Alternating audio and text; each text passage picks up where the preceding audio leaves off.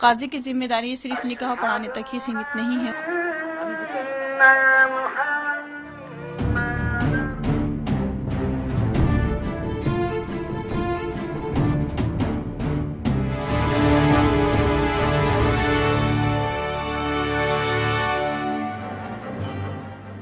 चलिए शुरुआत में एक रिपोर्ट का रुख करते हैं। तफसील से बातचीत के दौर को आगे बढ़ाने से पहले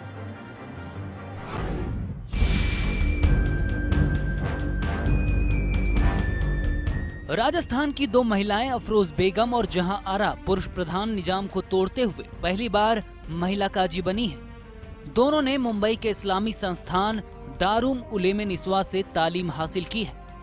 बेगम और आरा की उम्र 40 साल के करीब है। दोनों ने अपना प्रशिक्षण पूरा करने के बाद काजी बनने की परीक्षा पास की है। 5 बच्चों की मां अफरोज बेगम ने कहा, हम राजस्थान में पहली महिला काजी हैं। हमने मुंबई में दारुल उलूम से प्रशिक्षण हासिल किया है। हमारे परिवारों ने पूरा साथ दिया और अब हम महिलाओं के लिए काम करेंगे।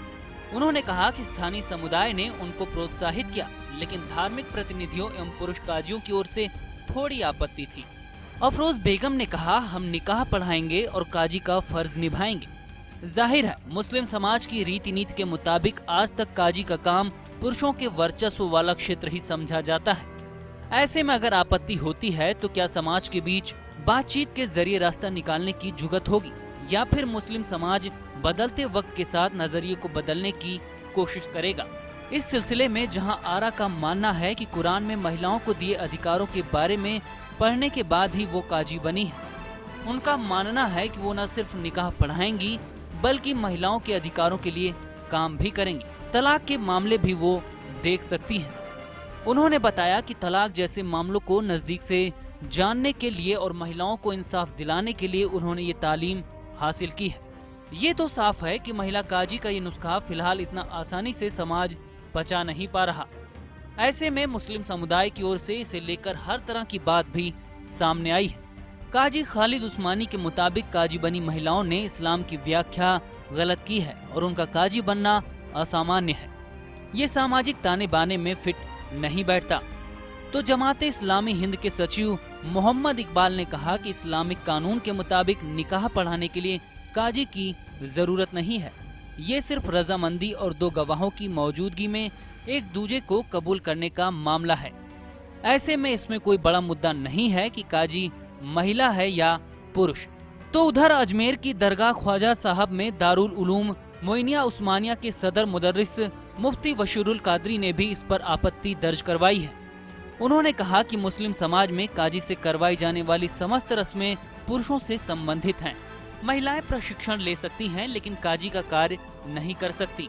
सहाबाए किराम के दौर से आज तक किसी मुअज्जिज आलिम ने महिलाओं की इमामत का फतवा नहीं दिया है। जमीयतुल उलामा हिंद के सचिव मुफ्ती मोहम्मद शफीक ने कहा कि शरीयत और पैगंबर मोहम्मद साहब की सुन्नत के अनुसार महिलाएं काजी नहीं बन सकती। मुस्लिम समाज इसे कबूल नहीं करेगा। महिलाओं के काजी प्रशिक्षण से जुड़ी भारतीय मुस्लिम महिला आंदोलन की राजस्थान की समन्वयक निशांत हुसैन ने सवाल किया कि जो काम महिलाएं कर सकती हैं उसे करने क्यों नहीं दिया जा रहा।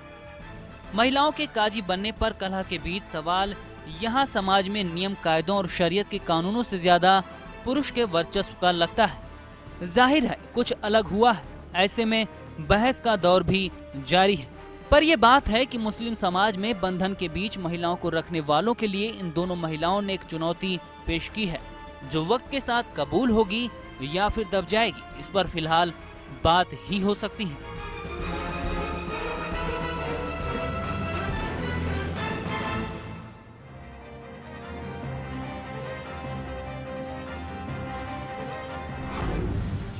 इस पेशकश में बातचीत के लिए काजी अफरोज बेगम हमारे साथ हैं, काजी जहां आरा हमारे साथ हैं, मुस्लिम महिला आंदोलन की समन्वयक निशात हुसैन जी हमारे साथ हैं, साथ ही मुस्लिम चिंतक साहित्यकार इकराम राजस्थानी जी हमारे साथ हैं, साथ ही जमात इस्लामी हिंद के सचिव डॉक्टर इकबाल साहब भी बातचीत में हमारे बीच मौजूद हैं। आप सभी का बहुत बहुत स्वागत, इस्तकबाल।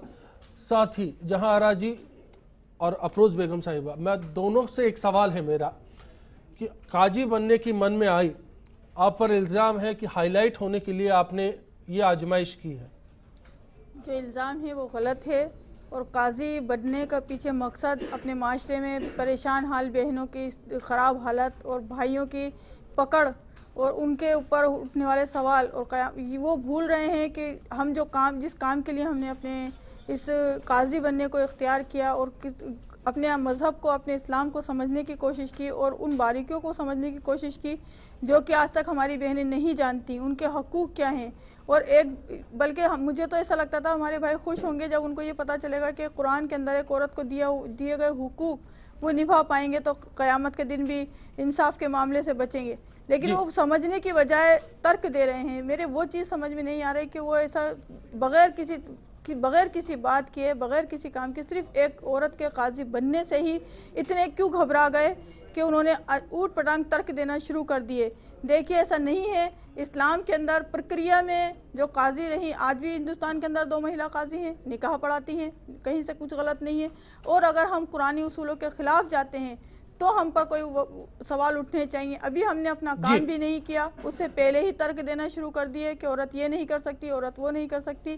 तो मेरी उन सब भाइयों से गुजारिश है, प्लीज़ समझने की कोशिश कीजिए कि काजी बनने के पीछे हमारा मकसद सिर्फ निकाह पढ़ाना ही नहीं है, बल्कि समाज में फैली हुई जो बुराइयां हैं। जहां आरा साहब आपने बात रखी अफरोज बेगम साहिबा, मैं आपका रुख करना चाहूंगा। आपसे भी यही सवाल है। साथ में एक बात, क्या आपको विरोध शुरुआत के दौर में झेलना पड़ रहा है? किस तरह का विरोध आपके सामने आया? देखिए, विरोध तो हो ही रहा है, लेकिन विरोध के साथ साथ लोग हमारे साथ भी हैं। ये हमारे लिए खुशी की बात है और हमारे साथ हमें कांग्रेचुलेशन भी दे रहे हैं। और जाहिर है मुबारकबाद की हकदार होंगे आप जी। लेकिन बात इस को लेकर है कि विरोध किस तरह का, तर्क क्या आ रहे हैं विरोध में? अगर 30% लोग विरोध में हैं तो 70% लोग हमारे साथ भी हैं जी। तो और काजी, जैसा कि मेरी बहन ने बताया कि काजियत की ट्रेनिंग लेना सिर्फ निकाह पढ़ाने के बेस से ही हम लोगों ने ये नहीं लिया है। देखिए, कुरान में इल्म हासिल करने का हुकूक सबको बराबर का है, चाहे वो औरत हो चाहे वो मर्द हो। और कुरान की पहली आयत ही ये उतरी है कि आप इल्म हासिल करें, ज़्यादा से ज़्यादा इल्म हासिल करें, चाहे वो मर्द हो चाहे औरत हो। वहाँ औरत और मर्द का कोई मसला ही नहीं है। तो फिर ये फ़र्क करता कौन है? अभी तो हमारे लोग कर ही रहे हैं जो आप देख रहे हैं। डॉक्टर इकबाल साहब, आपका रुख करना चाहूँगा। अगर महिला और पुरुष, औरत और मर्द को बराबर का दर्जा दिया गया है तो फिर फ़र्क किसने किया? देखिए, तालीम हासिल करने के लिए मर्द और औरत दोनों बराबर के हकदार हैं। न सिर्फ ये कि उनको हक दिया गया है, बल्कि आदेश दिया गया है कि दोनों अवश्य तालीम हासिल करें जी। हुक्म दिया गया है, तो तालीम तो हासिल करनी ही चाहिए। हमारी बहनें जो तालीम हासिल करके आई हैं, ठीक है, अच्छी बात है, उन्होंने तालीम हासिल की, तालीम हासिल करना ही चाहिए उन्हें। लेकिन हमारे यहाँ जो बात ये लेकर आई है कि हमें काजी बनाया गया है, तो मैं ये समझ नहीं पा रहा हूँ कि किसने इन्हें काजी नियुक्त किया है। क्योंकि काजी नियुक्त करने का जो अधिकार है वो मैं आपको बताता हूँ। नंबर 1 इस्लामी हुकूमत, नंबर 2 कोई अमीर हो, पूरे मुसलमानों का मुत्तफ़िक़ा अमीर हो, वो नियुक्त कर सकता है। या फिर ये कि कोई ऐसी बॉडी, मुस्लिम इदारा कोई ऐसा हो जो मुत्तफ़िक़ा इदारा हो, जैसे इमारत शरिया बिहार, उड़ीसा और झारखंड और दिल्ली, ये इन जगहों पर इमारत शरिया राजस्थान पर कौन रूल करता है जी? राजस्थान के लिए किसका हुक्म? ऑल ओवर इंडिया ये इन्हीं इदारों के ज़रिए से काजी नियुक्त किए जाते हैं। और एक all India Muslim personal law board है जो पूरे हिंदुस्तान के मुसलमानों का एक मुत्तफ़िक़ा बोर्ड है, तो इनको इख्तियार है कि वो काजी नियुक्त कर सकते हैं। इसके अलावा एक काजी एक्ट हमारे यहाँ बना हुआ है। काजी एक्ट के तहत गवर्नमेंट ऑफ इंडिया भी जो है वो तफसील से बयान करेंगे ये काजी एक्ट कहता क्या है, क्योंकि लोगों के बीच में गफलत हो सकती है इस बात को लेकर। हमने तो नहीं लिखा महिला काजी, हमारे लिए काजी सब एक है। जब इंट्रोड्यूस किया हम लोगों ने यही कहा, लेकिन अगर इसमें कहीं फर्क है तो ठीक कीजिए। काजी एक्ट जो है वो ये कहता है कि गवर्नमेंट ऑफ इंडिया काजी उल क़ज़्ज़ात जो चीफ काजी है उसको नियुक्त कर सकती है, और फिर वो अपने नायब काजी नियुक्त कर सकता है। उसमें कहीं भी पुरुष या महिला नहीं लिखा हुआ है। तो बहरहाल ये कि किसने इन्हें नियुक्त किया है, पहले तो ये बात मालूम हो जाए। और वो बता रहे हैं कि किसी दारुल उलूम ने इनको नियुक्त किया है, तो वो कैसे ऑथेंटिक है, वो दारुल उलूम को क्या अथॉरिटी है काजी नियुक्त करने की, ये भी हमें जहाँ पता राजी लगना चाहिए। इस गफलत को आप साफ कीजिए, फिर मैं आगे बढ़ूंगा। जी बिल्कुल, जो हमारे साथ जुड़े हुए हैं उन्होंने जो सवाल किया है बिल्कुल तर्कसंगत सवाल किया है। अब मैं आपको बता दूं कि हिंदुस्तान में रहने के एक भारतीय नागरिक होने के नाते हमें अपने मज़हब का प्रचार करने, प्रसार करने, अपने मजहबी इदारे खोलने, हर चीज़ की इजाज़त है। ये अल्पसंख्यक होने के नाते भी हमें कॉन्स्टिट्यूशन यह हक देता है। और दारुल उलूम निज़वा जो है वो एक रजिस्टर्ड इदारा है जहाँ से हमने काजियत की ट्रेनिंग की है और विद सर्टिफिकेट हमें इस ट्रेनिंग के बाद हमें सर्टिफिकेट दिए गए कि हमने काजियत की ट्रेनिंग ली है। निशात जी, आपका रुख करना चाहूंगा, आपसे भी समझना चाहूंगा एक औरत के लिए क्या मुश्किल हो सकती है जिसका सामना फिलहाल जहां आरा जी कर रही होंगी, जिसका सामना फिलहाल अफरोज जी कर रही होंगी। जी, औरत होने के नाते मुझसे बेहतर इस चीज़ को कोई नहीं समझ सकता है कि कितनी खिलाफत होती हैं और उन खिलाफतों के होते हुए हमें कितनी तकलीफ़ पहुंचती हैं। और एक तकलीफ़ के साथ साथ मैं एक लफ्ज़ और जोड़ना चाहूँगी कि बहुत हिम्मत भी बढ़ती है। जितनी खिलाफत होती है शायद उतनी ही ताकत हम लोगों में आती जा रही है। ये मैं अपने भाइयों को समझाना चाहती हूँ कि आप लोग जिस तरीके से हम में ताकत भर रहे हैं, ये बहुत बहुत शुक्रिया आपका खिलाफत करने का।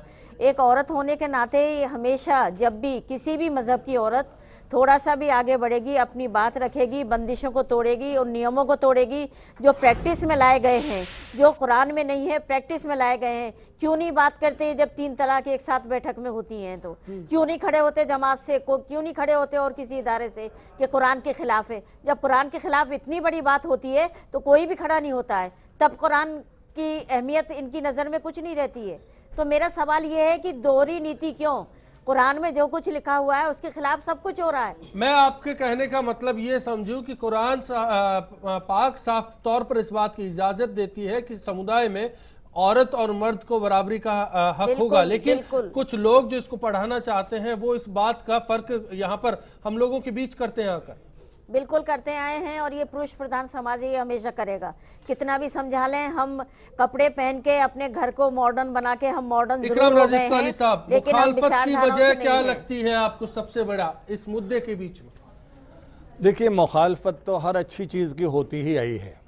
जब भी एक नया दौर आता है, जब भी एक नया ख्याल आता है, जब भी कोई एक नई बात आती है तो हमारा समाज उसे इतनी आसानी से स्वीकार नहीं करता है।